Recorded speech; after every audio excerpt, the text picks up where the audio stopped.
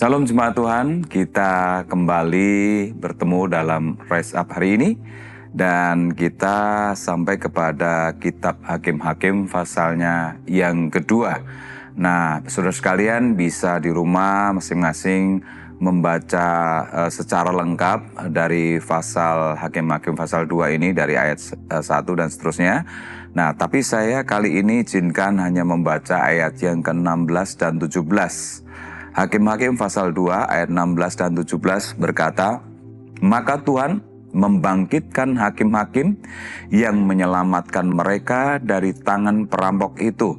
Tetapi juga para hakim itu tidak mereka hiraukan, karena mereka berzina dan mengikuti ilah lain dan sujud menyembah kepadanya. Mereka segera menyimpang dari jalan yang ditempuh oleh nenek moyangnya yang mendengarkan perintah Tuhan. Mereka melakukan yang tidak patut. Nah, ketika kita membaca kitab Hakim-Hakim ini, khususnya Hakim-Hakim pasal 2 ini, membuktikan bahwa Tuhan itu sangat baik kepada Israel. Tiap kali mereka ditindas bangsa lain, Tuhan membangkitkan seorang hakim, ya, jadi yang akan memimpin mereka, yang akan membebaskan mereka. Nah, Tuhan berbuat demikian karena belas kasih Tuhan terhadap mereka, ya. Namun baik penderitaan yang mereka alami ataupun kebaikan Tuhan itu tidak membuat serta-merta mereka bertobat sungguh-sungguh. Nah, saudara, pertobatan mereka itu hanya sebatas seorang hakim ketika masih hidup. Ini menunjukkan betapa gelap hati mereka. Nah, tidak sedikit pun tampak rasa syukur dan hormat kepada Allah di dalam sikap hidup Israel. Nah, kita melihat di sini ketegasan Allah. Dalam murkanya, Tuhan memutuskan untuk tidak menghalau musuh-musuh Israel. Kehadiran bangsa-bangsa itu di sekitar Israel akan memperlihatkan bagaimana sikap Israel selanjutnya. Apakah mereka akan berkompromi menyembah ilah lain atau mendengarkan suara Tuhan? Nah, Tuhan yang Maha Kudus menuntut mereka bersikap tegas dalam kesetiaan mereka kepada Allah. Ketegasan mencerminkan keyakinan iman dan kesetiaan yang kuat.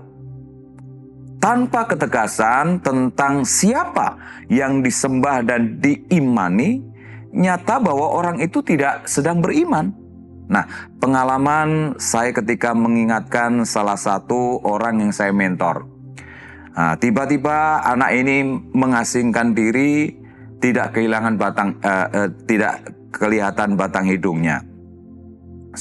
Punya selidik, saudara. Ternyata dia sedang menjalin hubungan dengan pria yang berseberangan imannya. Ya, saya berusaha mencari anak ini dan pada akhirnya ketemu. Dan ketika ketemu itu saya berusaha mengingatkan bahwa jangan pernah meninggalkan Tuhan. Ya, saya berusaha jangan pernah menyakiti Tuhan karena dampaknya sangat serius. Sekali, dua kali, dan yang ketiga kali mengejutkan sekali bahwa apa yang dikatakan anak ini, bahwa dia berkata bahwa saya sudah menemukan kedamaian di agama yang baru. Nah, saudara yang dikasih Tuhan, dia pada waktu itu yakin bahwa dia sudah menemukan cinta yang sejati dan cinta yang bisa menjanjikan masa depan, katanya. Ya, tapi karena saya sudah mengingatkan, saya berhenti sampai di situ. Dan saya coba mengamati dari jauh perjalanan anak ini. Dan apa yang terjadi benar. Dan ketika dia mulai mengalami kesulitan, nah tentunya tidak sedikit kesulitan mulai dihadapi. Terutama ketika anak ini setelah menikah terus kemudian hamil anak yang pertama, ya rupanya kesulitan ekonomi melanda dia. Jadi apa yang dia anggap tadinya menggambarkan satu gambaran bahwa dia akan mendapatkan masa depan yang cerah, ternyata tidak sama sekali. Dan dia berusaha menghubungi teman-teman lamanya yang berasal dari gereja yang sama, namun semuanya itu tidak bisa menyelesaikan persoalan ekonomi yang sedang dihadapi. Jadi bukan hanya persoalan ekonomi, ada persoalan ya banyak persoalan yang pada akhirnya menimpa anak ini. Nah, saudara, ini kita belajar dari apa yang dialami ini anak yang saya mentor ini sama persis dengan Hakim-Hakim pasal 2 ini membuktikan bahwa iman yang hidup itu tidak melahirkan sikap dan pendirian yang pelin-pelan. Jadi harusnya kita punya sikap pendirian iman yang teguh. Mari kita masing-masing menyelidiki hati kita, cepatlah bertobat ketika sikap kita sedang membelakangi Tuhan. Karena Tuhan mau kita selalu setia, bagaimana Ia juga setia kepada kita. Biarlah kita terus pegang teguh iman ini, karena kita tidak akan pernah menyesal. Saya sampai hari ini saya bisa pastikan, saya tidak pernah menyesal memilih Tuhan Yesus. Mari kita berdoa. Tuhan, kami seringkali mengakui bahwa kami tidak menunjukkan pertobatan yang sejati. Sebagaimana orang Israel beriman selama hanya ada pada para hakim. Kami mau belajar bersikap tegas dalam hidupi iman kami. Sebagai bentuk hormat kami kepadamu, kami mau tinggalkan sikap yang pelin-pelan.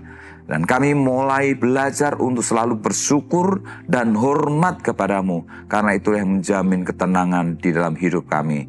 Haleluya. Amin. Hakim-Hakim 2. Malaikat Tuhan di Bohim.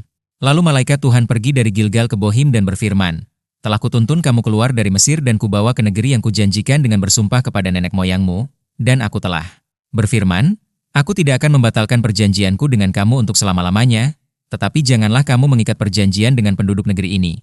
Mezbah mereka haruslah kamu robohkan. Tetapi kamu tidak mendengarkan firmanku. Mengapa kamu perbuat demikian? Lagi aku telah berfirman, aku tidak akan menghalau orang-orang itu dari depanmu, tetapi mereka akan menjadi musuhmu dan segala allah mereka akan menjadi jerat bagimu." Setelah malaikat Tuhan mengucapkan firman itu kepada seluruh Israel, menangislah bangsa itu dengan keras. Maka tempat itu dinamai Bohim. Lalu mereka mempersembahkan korban di sana kepada Tuhan. Orang Israel menyembah berhala pada zaman hakim-hakim. Setelah Yosua melepas bangsa itu pergi, maka pergilah orang Israel itu, masing-masing ke milik pusakanya, untuk memiliki negeri itu. Dan bangsa itu beribadah kepada Tuhan sepanjang zaman Yosua dan sepanjang zaman para tua-tua yang hidup lebih lama daripada Yosua, dan yang telah melihat segenap perbuatan yang besar yang dilakukan Tuhan bagi orang Israel. Dan Yosua bin Nun, hamba Tuhan itu, mati pada umur 110 tahun. Ia dikuburkan di daerah milik pusakanya di Timnat Heres, di pegunungan Efraim, di sebelah utara Gunung Gaas. Setelah seluruh angkatan itu dikumpulkan kepada nenek moyangnya, bangkitlah sesudah mereka itu angkatan yang lain, yang tidak mengenal Tuhan ataupun perbuatan yang dilakukannya bagi orang Israel. Lalu orang Israel melakukan apa yang jahat di mata Tuhan dan mereka beribadah kepada para Baal. Mereka meninggalkan Tuhan, Allah nenek moyang mereka yang telah membawa mereka keluar dari tanah Mesir, lalu mengikuti Allah lain, dari antara Allah bangsa-bangsa di sekeliling mereka, dan sujud menyembah kepadanya, sehingga mereka menyakiti hati Tuhan. Demikianlah mereka meninggalkan Tuhan dan beribadah kepada Baal dan para Ashtoret. Maka bangkitlah murka Tuhan terhadap orang Israel. Ia menyerahkan mereka ke dalam tangan perampok dan menjual mereka kepada musuh di sekeliling mereka, sehingga mereka tidak sanggup lagi menghadapi musuh mereka. Setiap kali mereka maju, tangan Tuhan melawan mereka dan mendatangkan malapetaka kepada mereka, sesuai dengan apa yang telah diperingatkan kepada mereka oleh Tuhan dengan sumpah, sehingga mereka sangat terdesak. Maka Tuhan membangkitkan hakim-hakim yang menyelamatkan mereka dari tangan perampok itu. Tetapi juga para hakim itu tidak mereka hiraukan, karena mereka berzinah dengan mengikuti Allah lain dan sujud menyembah kepadanya. Mereka segera menyimpang dari jalan yang ditempuh oleh nenek moyangnya yang mendengarkan perintah Tuhan. Mereka melakukan yang tidak patut. Setiap kali apabila Tuhan membangkitkan seorang hakim bagi mereka, maka Tuhan menyertai hakim itu dan menyelamatkan mereka dari tangan musuh mereka selama hakim itu hidup. Sebab Tuhan berbelas kasihan mendengar rintihan mereka karena orang-orang yang mendesak dan menindas mereka. Tetapi apabila hakim itu mati, kembalilah mereka berlaku jahat, lebih jahat dari nenek moyang mereka, dengan mengikuti Allah lain, beribadah kepadanya dan sujud menyembah kepadanya. Dalam hal apapun mereka tidak berhenti dengan perbuatan dan kelakuan mereka yang tegar itu. Apabila murka Tuhan bangkit terhadap orang Israel, berfirmanlah Ia, karena bangsa ini melanggar perjanjian yang telah kuperintahkan kepada nenek moyang mereka, dan tidak mendengarkan firman-Ku, maka aku pun tidak mau menghalau lagi dari depan mereka satupun. Dari bangsa-bangsa yang ditinggalkan Yosua pada waktu matinya, supaya dengan perantaraan bangsa-bangsa itu aku mencobai orang Israel, apakah mereka tetap hidup menurut jalan yang ditunjukkan Tuhan, seperti yang dilakukan oleh nenek moyang mereka, atau tidak. Demikianlah Tuhan membiarkan bangsa-bangsa itu tinggal dengan tidak segera menghalau mereka. Mereka tidak diserahkannya ke dalam tangan Yosua.